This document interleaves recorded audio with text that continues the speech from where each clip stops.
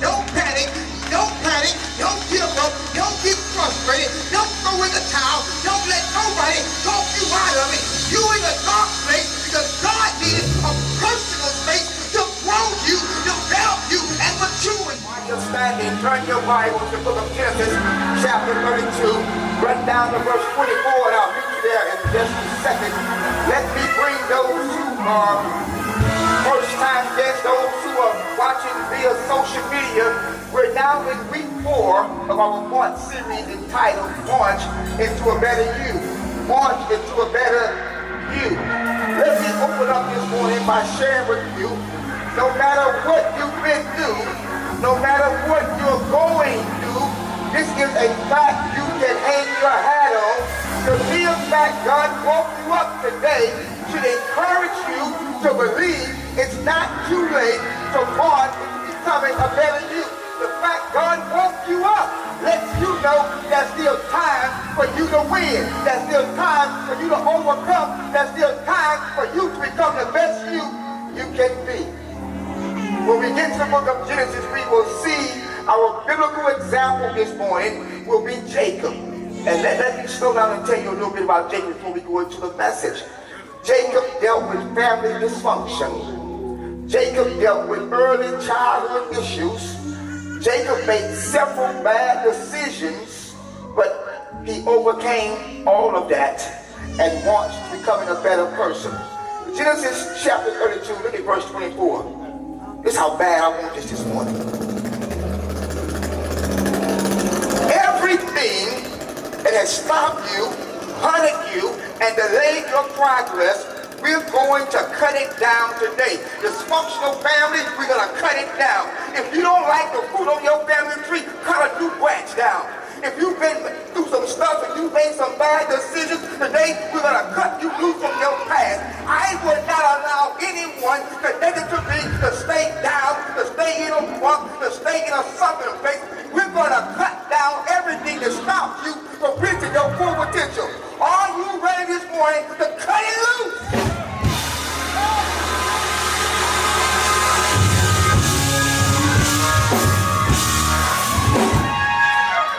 In the book of Genesis, chapter 32, if you can hear me, shout amen. In the book of Genesis, chapter 32, run down to verse number 24, and remain standing with you to verse 28. I'm reading from the NIV Bible this morning. So Jacob was left alone, and a man wrestled with him to daybreak. When the man saw he could not overpower him, he touched the socket of Jacob's hip, so his hip was wrenched as he wrestled with this man. Then the man said, "Let me go, for it is daybreak." But Jacob replied, like the crazy family chainsaw, "I would not let you go unless you bless me." The man asked him, "What is your name?" "Jacob," he answered. Verse 28 in conclusion. Then the man said, "Your name will no longer be Jacob, but Israel, because you have struggled with God and with humans and have overcome." Take your seat and say, "March into a better you." This morning I'm going to use a literary style called frame story or story within a story, because you do know that everybody has a story within the story, and what you see is not the conclusion or the finale of your story, but there's a story behind every story. And sometimes we get confused. We get in a certain frame of their life and we try to categorize and box them into the frame of life we let them at. They weren't always where they are. They've been through some stuff. So frame by frame, story by story, the whole thing has to unfold for God to get the glory.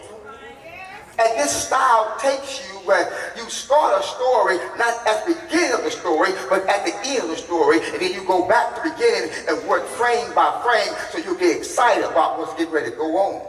See, many of you did not get excited when you heard Jacob overcame. When you heard Jacob overcame his issues and Jacob was blessed by God, many of you could not relate or get excited because you don't know Jacob's full story. Oh, but once you know Jacob's full story, it will encourage you that you too still have time to win. You still have time to become better. After all Jacob went through, God still kept his hand on Jacob's life. That's good news for somebody. I want you to do one thing. Stand up again with me one more time. Step one more time. I want you to shout with me. It won't end, how it started. It won't. That wasn't strong enough. Don't tell your neighbor, point to yourself, say, it won't end how it started. Now tell God, thank you.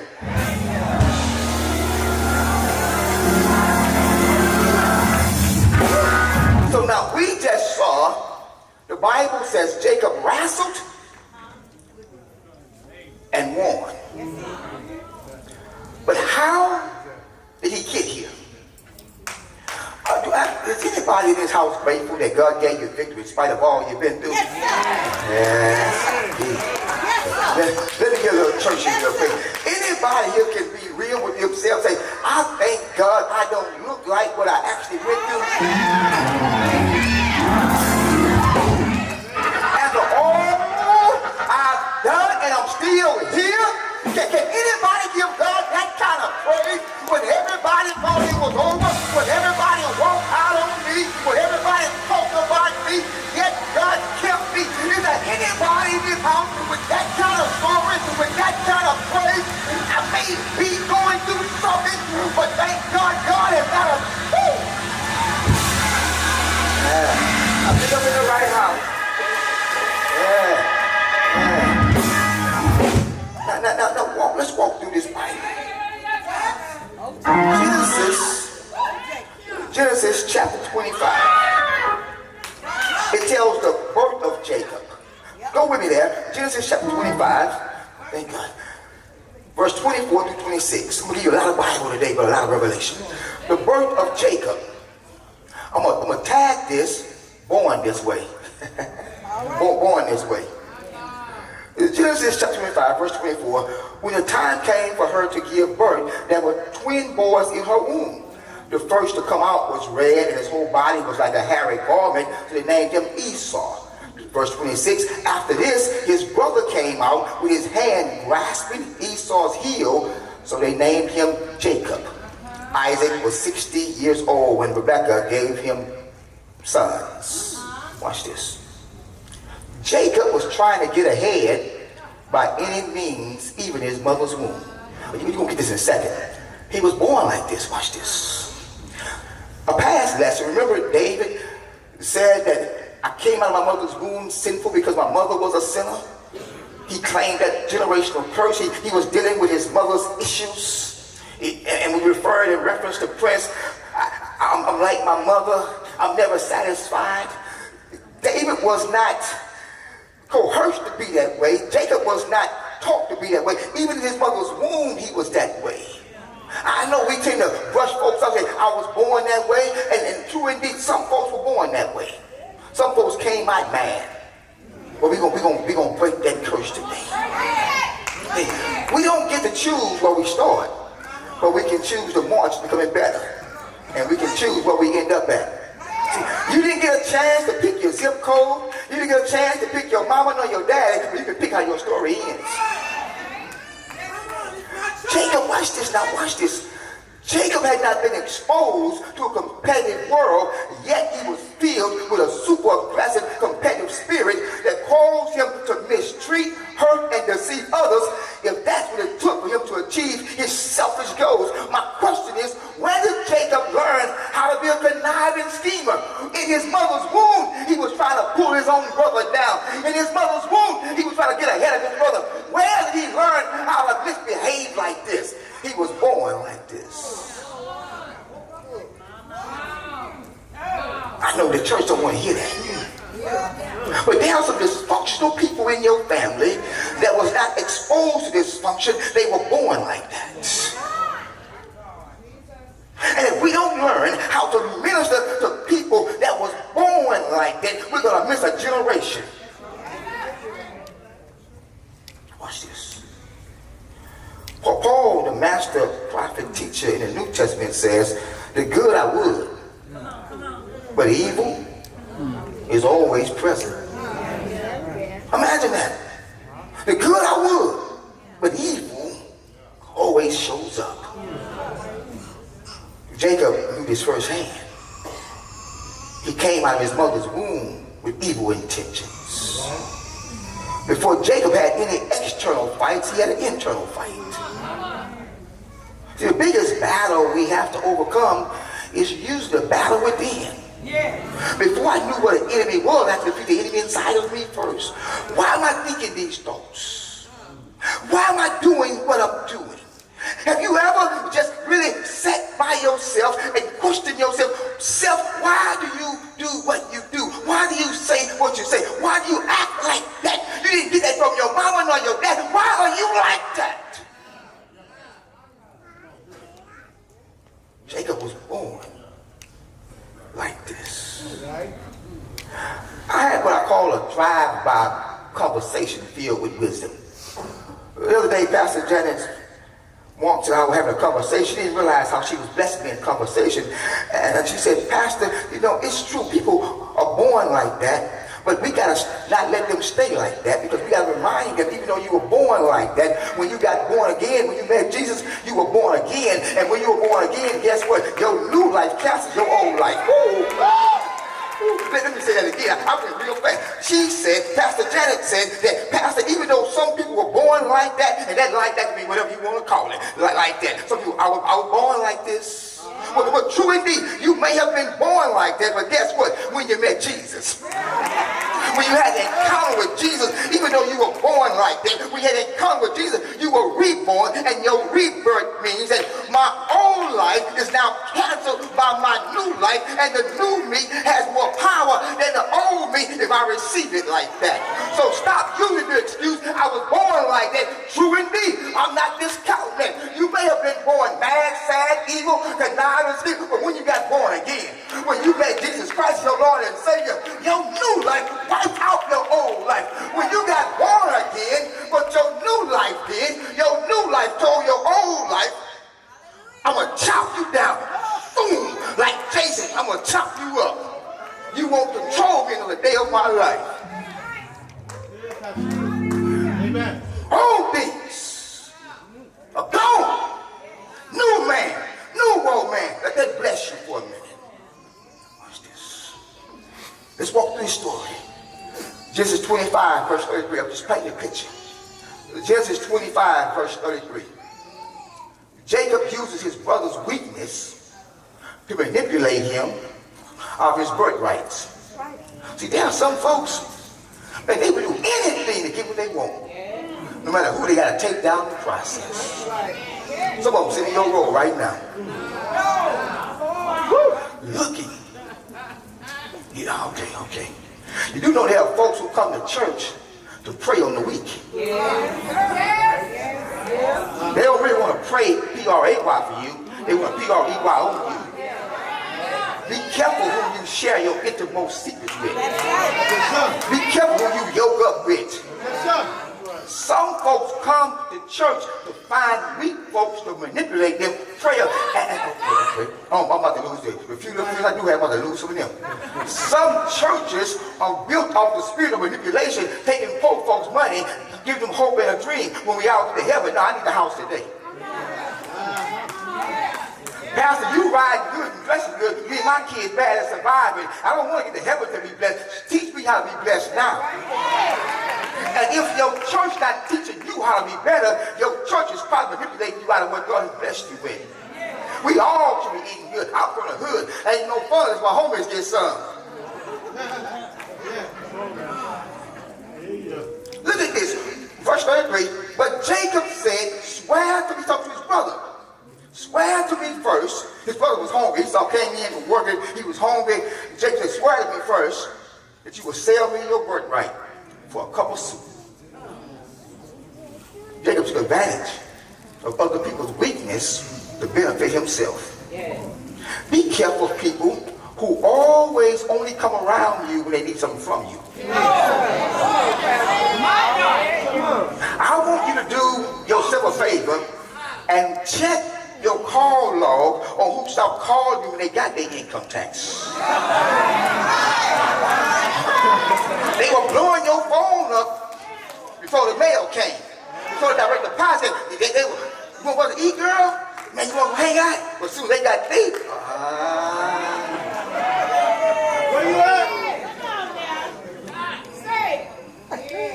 There are people that will take advantage of you for their own benefit.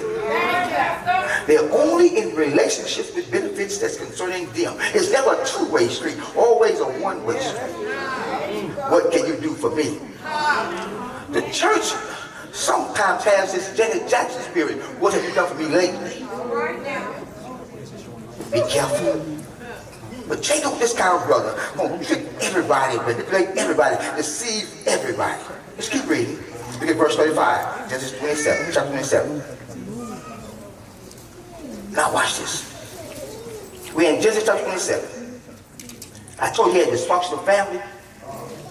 His own mama get ready to teach him how to lie, manipulate, and steal from his father. His own mama. I remember counseling a family, and the mother used to tell the kids, when your dad goes to sleep, put in his pockets. And he's probably drunk, so he won't know. But she didn't realize she would teach her sons how to manipulate, steal, and be deceitful. So Jacob's mother was teaching him how to scheme. She says, go out there, find you a hairy animal. We're going to put you on a hairy suit. If your daddy is losing his sight, we're going to trick him out of your brother's blessing. Look at verse 35. But he said, he being the father, your brother came deceitfully and took your blessing. Esau goes before his father to get his blessing. And his father says, I've already blessed you. He's like, no, Dad, I promise you, you ain't blessed me yet. And then Isaac realizes his youngest son tricked him out of his oldest son's blessing. You've already stolen my birthright. Now you have a birthright and a blessing. I mean, how much more are you going to do to me before you might as well just go ahead and kill me? You've taken everything. There are some people in your life that are not satisfied or won't be satisfied until they've taken everything from you. Until they've drained by your very life. And some of us are the drainers. Jacob didn't care. His own mother was teaching him how to be deceitful. It's a perfect example of a dysfunctional family. When your mother is the one pushing you to do wrong. What kind of struggle is that? When the people who should be shaping you and influencing you are teaching you how to err. Teaching you how to roll up your first joint. Teaching you how to put it on the scale and make sure it measures out just right. Teaching you, as they say, how to use your money maker. Do you realize when you tell your little girl to use your money maker, you're pimping your little girl out? It sounds real cute when you turn your video on and your little 6 and 7-year-old girl twerking, but you're really training her to be the next. So then you get mad when some little pervert little boy look at her, but you put her out there on Front Street. I know you don't like me right now. I said, we just have a little fun. No, your little fun is going to cause a generational curse to bombard your house. Because if you let certain spirits in the front door, they're going to take over the whole house. Yes, sir. Yes, sir. Yes, sir. You can't get better doing bad.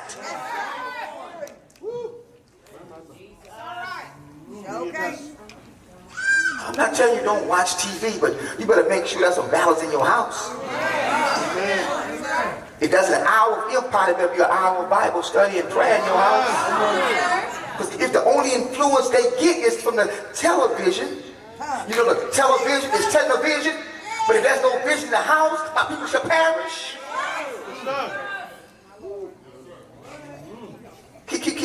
Keep going. Genesis chapter 28. I was excited about this message. Y'all like, man, he ain't jumping no more. Because I want to give you a reason to jump. Look at verse 16 of chapter 28. Just walking through the story. Jacob dreams about God at Bethel. Now this brother, who's done all this bad, all this wrong, all this evil, he has a dream about God. Look at Genesis chapter 28, verse 16. When Jacob awoke from his sleep, he thought, surely the Lord is in this place, and I was not aware of it. See, that's the problem. Many of us are living life without being aware that God's here, that God is with you. See, you thought because you went to the other side of town.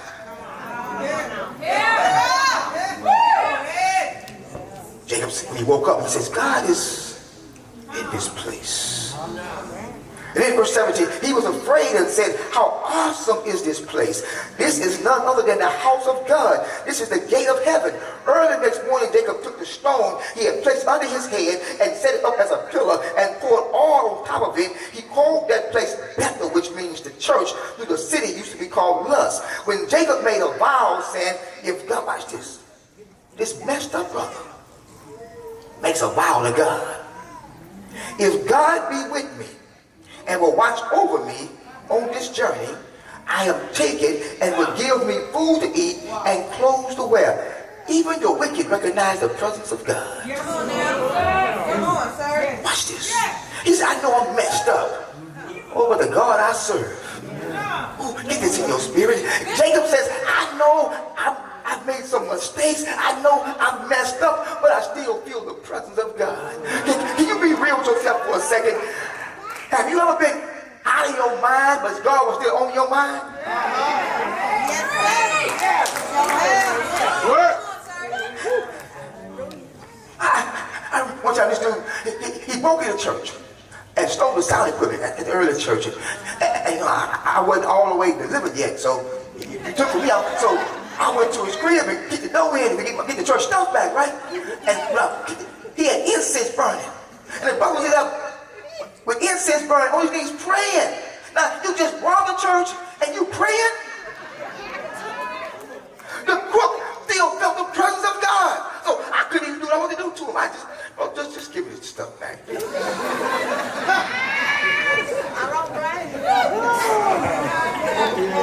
See, we may leave God, but God never leaves us. What we have to realize, community, what we have to realize is that when we were born, we were all messed up, dirt and mud, and God took a messed up vessel and said, and put some himself inside of us. So no matter where we go, no matter how much we do wrong, there's some God inside of us. And like the prodigal son in the home's pit, we come to our senses when we recognize there's some God in me. I may be high, I may be drunk, I may be crazy, I may be thrown off, but there's still some God inside of me waiting to be awoken. And when I get to church, I shouldn't be criticized, I shouldn't be manipulated, I shouldn't be put down, but the church should inspire the God in me. I know what I'm going through, I know what I've been through, I know I spell. You don't have to tell me I spell. Tell me about the God I serve. He's feeding me, he's clothing me, in spite of me. He called that place Bethel. Let me run through this. Oh, I can't stop there. He made a vow to God, saying, if God be with me and will watch over me on this journey, I'm taking, give me food to eat, clothes to wear, so that I will return safely. Watch this. So that, verse 21, so I will return safely to my father's household. Then the Lord will be my God.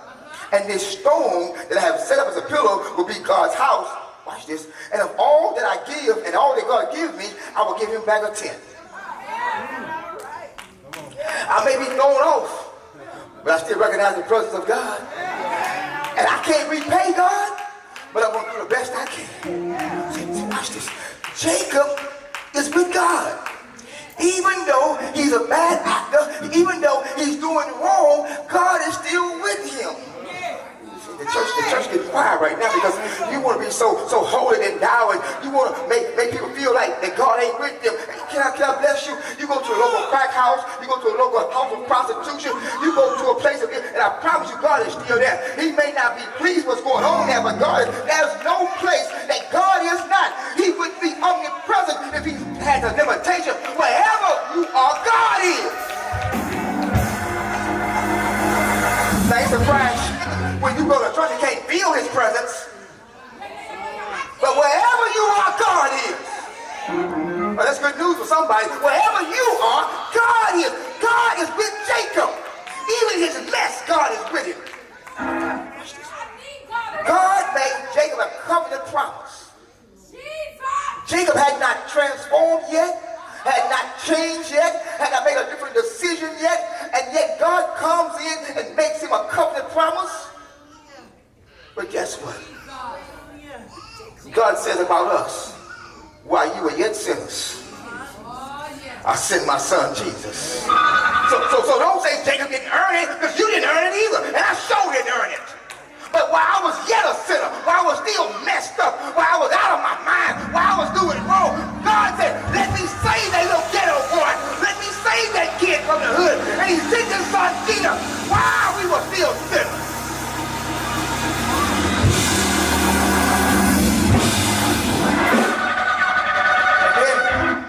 Can you imagine sleeping on a stone as your pillow? That's a hard night's rest. But that stone becomes Bethel, which means the church. Upon this rock, I'll build my church. And the gates of hell shall not prevail. Why is it going to church us? The gates of hell shall not prevail at the church. And messed up Jacob pulled the oil on the rock. You missed that. The oil represents the Holy Spirit. And Jacob poured the oil on the rock. That became the church Bethel. And that's power when the oil is flowing. See, when the oil is flowing, when you know you're at a real church, is when the oil is flowing, and you don't just talk about change, you experience change. When the oil is flowing, you can't stay high. When the oil is flowing, you can't stay the way you were born. When the oil is flowing, there's transformation. When the oil is flowing, people get a testimony about what they did. When the oil is flowing, victory takes place. When the oil is flowing, generational curses are broken. Oh, when the oil is flowing, let me get my song. When the oil is flowing, watch this. You got to turn on your hand to me. My dad saw, it has oil inside of it. And if you take the oil, it won't work. You missed that. This saw is designed to cut stuff down. But without the oil, it won't work. See, the church is trying to operate without the oil. That's why it's not working. That's why folks not getting healed. That's why folks not getting delivered. You come to church to see me. You better come to church to get oil in. Don't come to church to see what I'm going to do next. You better come to church to get some oil on you. When the oil flows down, when the oil flows down, if you want it to work, let the oil flow.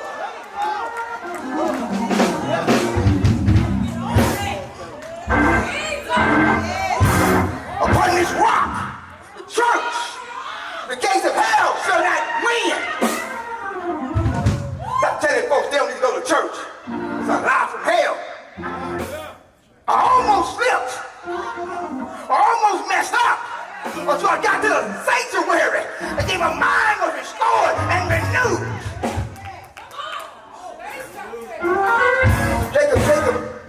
Jacob pledged a tenth, a tithe of all the Lord blessed him with. This is the text. Even at our worst, God is with us, making a way for us to march and becoming better. If anybody should have been discounted or thrown away, it should have been Jacob. Yet God is there maneuvering a way for Jacob to get himself together. We live in a generation of cancel folks. We cancel everybody. Sister make one mistake, cancel her. Brother make one mistake, cancel. See, watch this. You ready to cancel somebody because what you heard about them? When God is keeping you, He knows everything about you.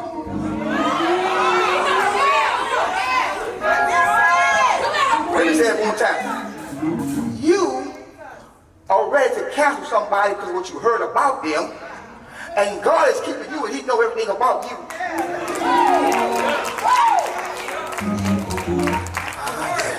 So I gotta get to the text. So I gotta get to the text. Y'all heard that?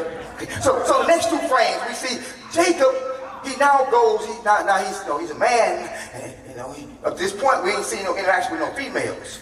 I was a little worried at first until I got to this next frame. Jacob sees this chick, Laban's daughter, and she's a combination. Let me not get in trouble. The combination of Sandra Decker, Halle Berry, Beyonce, and Lil' Kim. And he sees this chick and he's like, ooh, I gotta have that. He says, Laban, with your permission, can I take your daughter home?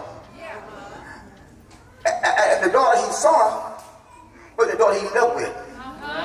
So he ends up having to marry both Laban's daughters. And he loved one more than he loved the other because that's the kind of dude he was.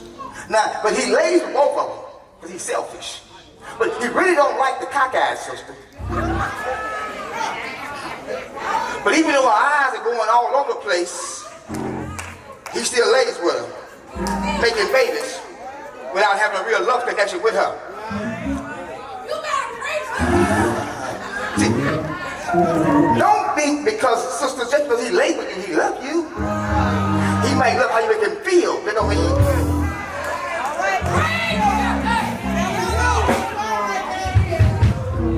So after Jacob gets what he wants, because Jacob is kind of always get what he wants. After he gets what he wants, he now tricks Laban out of a fortune. Takes Laban's daughter and Laban's money, and it goes. Another deceitful act Jacob commits at the cost of somebody else. So now Jacob has another dream. I'm trying to rush through the story. Jacob has another dream. But now his dream, right now, is more like a nightmare. Because he knows you reap. And he knows he's committed act after act against other people. And eventually, it's going to come back. So now Jacob is terrified. And he flees, trying to run from his past. But now his dreams are nightmares. His mind is playing tricks on him. Jacob could have actually wrote the lyrics to the Ghetto Boys, Bushwick Bill. My mind is playing tricks on me. And y'all holy folks, hold your ears real quick, but it goes a little something like this. I make big money. I drive big cars. Everybody knows me. I'm like a movie star. But late at night, something ain't right. I feel I'm being tailed by the same car's headlights. Is it that fool I ran off the block? Or is that brother last week got shot? Or is the one I beat for $5,000? Ain't no use me lying. I was scared than a little bit. Hook 11 Popeyes and Bell Down Creek. If it's going down, let's get this nightmare over with. I take my balls everywhere I go because I'm paranoid. I keep on looking over my shoulder and peeping around the corner. My mind is playing tricks on me.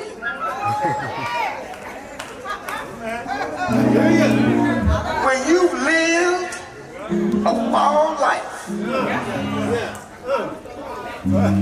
you always feel like somebody's watching me. Jacob was now struggling with his past. He knew eventually all these bad seeds I've sown, a harvest is going to come up. So he runs away and sends his family and wives away. And that brings us to the text. I rush to a close. We're back in verse 32 where we started at. His mind is playing tricks on him. You saw all the dirt he's done.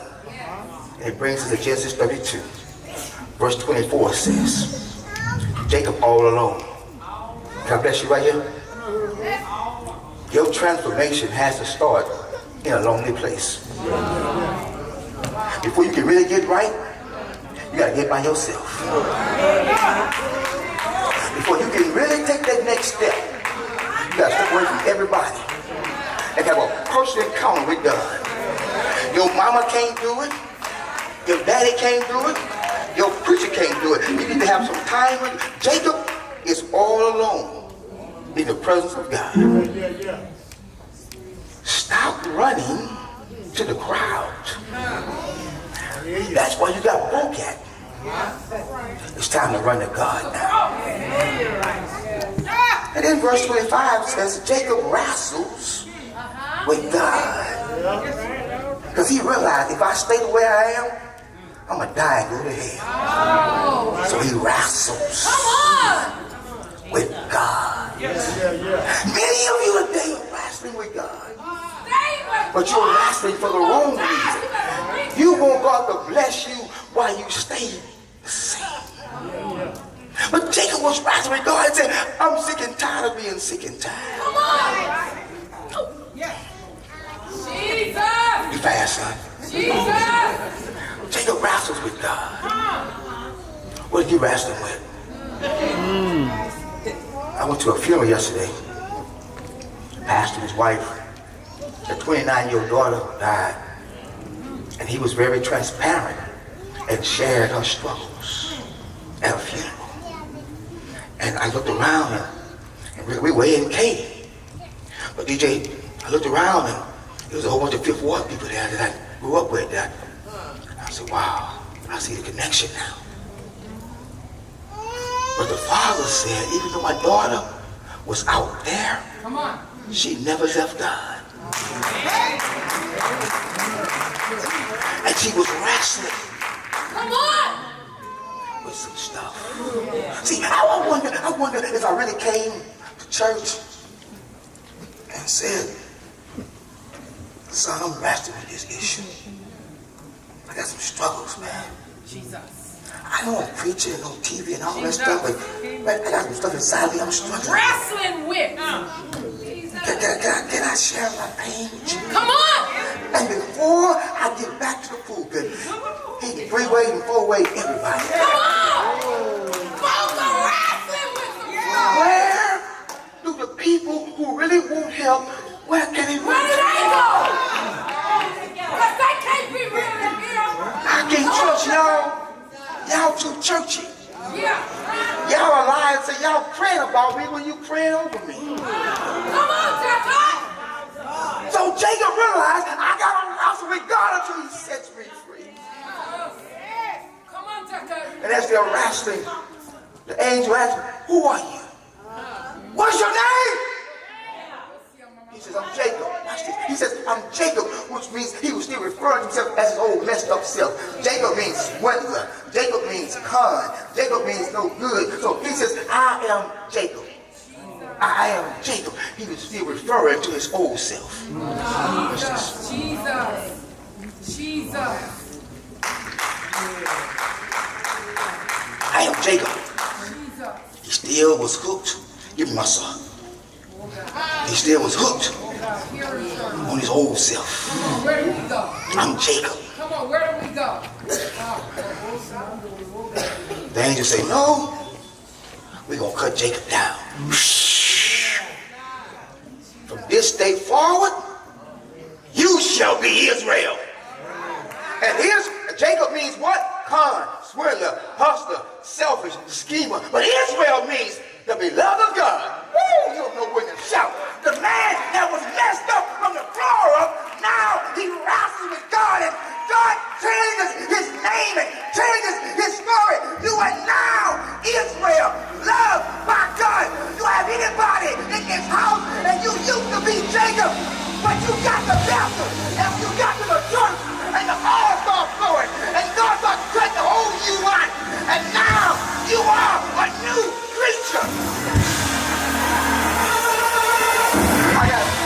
I gotta go, y'all. I gotta go, y'all.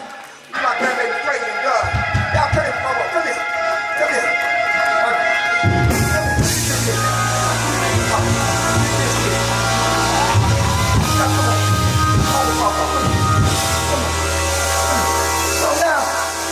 So now, watch this.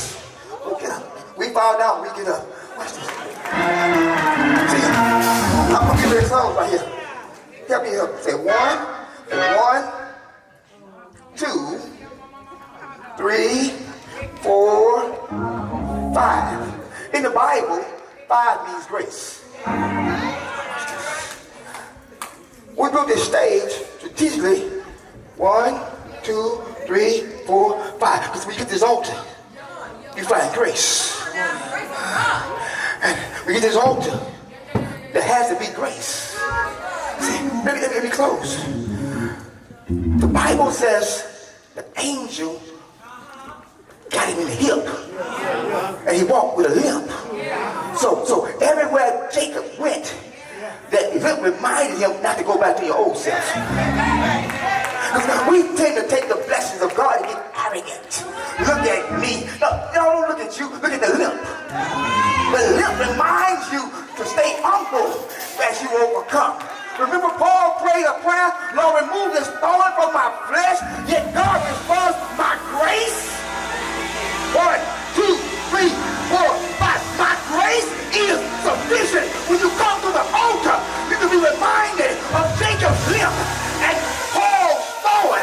And if you don't know the Bible, when you get to this altar, you can be reminded of E.A.'s story. But grace, woo, regardless of what you heard and regardless of what you know. 1, 2, 3, 4, 5. Grace met me at the altar.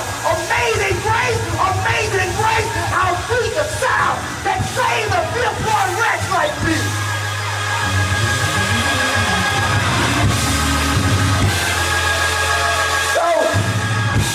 So God says, you can come just as you are.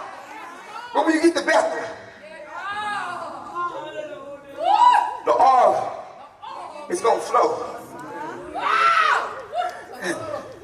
They can hear you when you get to Bethel. It's going to cut down everything Yes. that ever stopped you, Come on. denied you, or delayed you. Meet me. Come on, Spock, stay on. This is very unorthodox, very untraditional. Jesus. If you're here and you feel Jesus. like Jacob, Jesus. you've been messed up since you were born. You remember the movie with Eddie Murphy and Martin Lawrence? Your life. That was his character. They called him Can't Get Right. You've been feeling like sister can't get right. Brother can't get right. Bitch, you messed up all your life. Everybody laugh and talk about you. But you know there's more to you than what they've been saying. There's more to you than what you've been claiming. Meet me at this altar right here. Meet me at Bethel. Meet me at Bethel. If you're here, meet me at Bethel. I love you. Listen, I love you just the way you are. And God has given me something to be a blessing to the people. Meet me at this altar right here. We don't need no performance. Just bring your no good, rotten self to this altar. And let a no good, rotten, reformed man lay his holy hands on you.